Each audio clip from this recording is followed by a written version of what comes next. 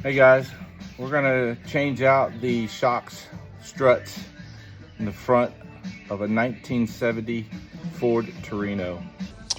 Okay, so what you're gonna wanna do is wanna get the car jacked up, and you wanna put 2 jacks under the frame. All right, now that you got the wheel off, we're gonna come up here, and we're gonna make a mark. I'm gonna show you how we're gonna do that. We're gonna go ahead. All right, so what you wanna do is get something like one of these paint markers, or you can even use a black permanent marker, but you wanna come over here.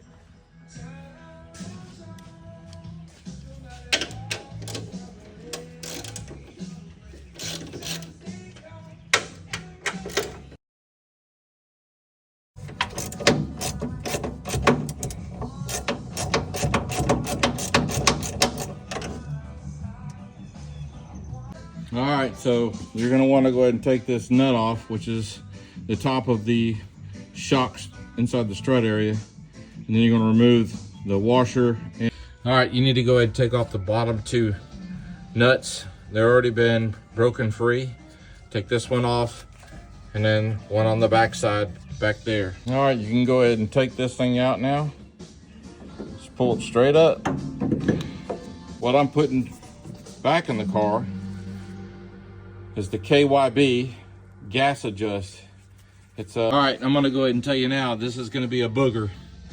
You can get this one on just fine, but when you go to do the back side, all right, now that you know that the new shock strut fits, you'll take your new washers, make sure you put them flat against the. All right, this is gonna be tricky,